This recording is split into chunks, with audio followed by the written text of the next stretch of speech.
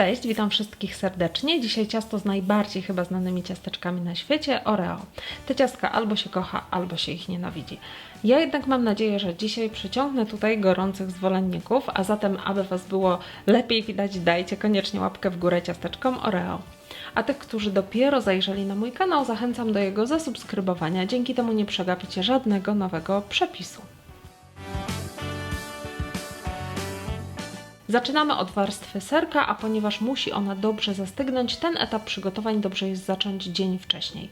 1 kg serka twarogowego mielonego, może być taki z wiaderka, 1 szklanka, czyli 200 g cukru, 4 duże jajka, 350 g śmietanki 30% i 1 łyżeczka ekstraktu waniliowego. Można również zastąpić go cukrem waniliowym. Wszystko mieszamy razem ręcznie.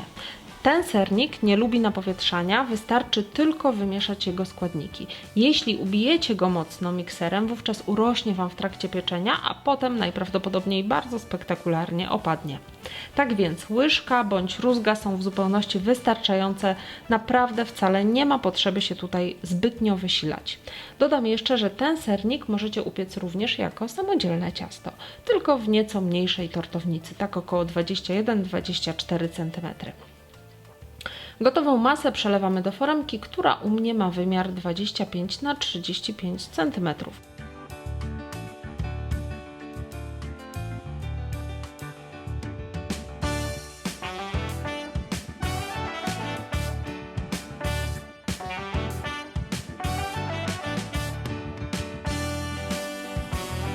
I wstawiamy do piekarnika nagrzanego do 130 stopni Celsjusza. Sernik będzie się piekł dosyć długo, bo około 1,5 godziny. Upieczone ciasto zostawiamy w piekarniku z uchylonymi drzwiami, a po jego wystudzeniu wkładamy na noc do lodówki. 5 dużych jaj i 3/4 szklanki cukru. Miksujemy przez 15 minut na najwyższych obrotach miksera. Pół szklanki, czyli 80 g mąki pszennej, 1 pełna łyżka, czyli 25 g mąki ziemniaczanej i 3 pełne łyżki kakao. Mieszamy razem. Do ubitej piany dolewamy 5 łyżek zimnej wody i ubijamy jeszcze przez krótką chwilę. Następnie dodajemy suche składniki po 2-3 łyżki naraz i dokładnie mieszamy.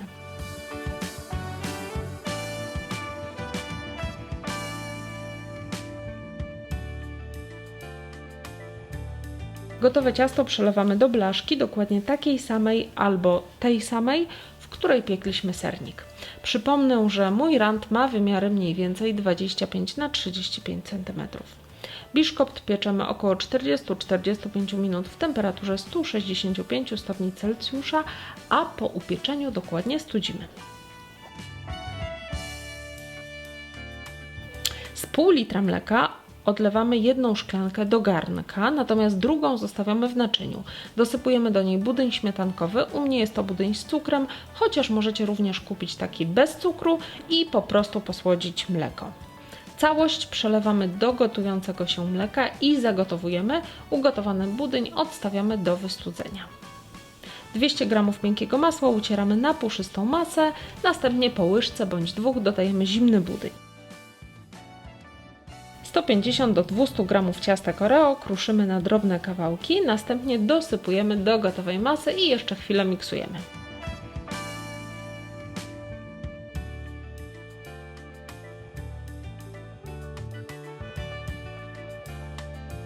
Biszkopt lekko nasączamy. U mnie jest to mieszanka wody z cukrem i cytryną, ale możecie użyć dowolnego nasączenia.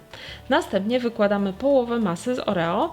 I teraz spróbuję wyłożyć sernik, nie robiąc przy tym totalnej rozróby. Po nie w czasie pomyślałam, że wystarczyło zsunąć warstwę serka na krem, zamiast go odwracać. No ale cóż, wszystko poszło dobrze, więc będę udawać, że tak chciałam.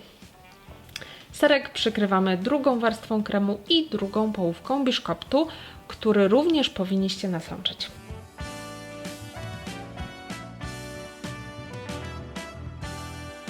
100 g ciemnej czekolady, 100 g czekolady mlecznej, 150 g śmietanki 30% i 50 g miękkiego masła.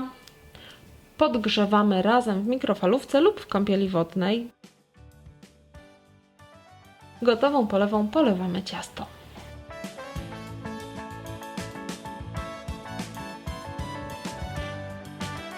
I jeszcze dekoracja, ale to już wybitnie dla chętnych. Nieduży nóż, trochę gorzkiej czekolady, najlepiej temperowanej. Nóż zanurzamy w czekoladzie, następnie robimy listek na papierze do pieczenia. Dokładnie to samo zrobiłam też z białą czekoladą. Troszkę trzeba się narobić, żeby przygotować listki do udekorowania całego tej wielkości ciasta, ale efekt ostateczny bardzo mnie zadowolił, więc było warto. Pozostał jeszcze najprzyjemniejszy punkt programu, czyli oczywiście krojenie. Smacznego!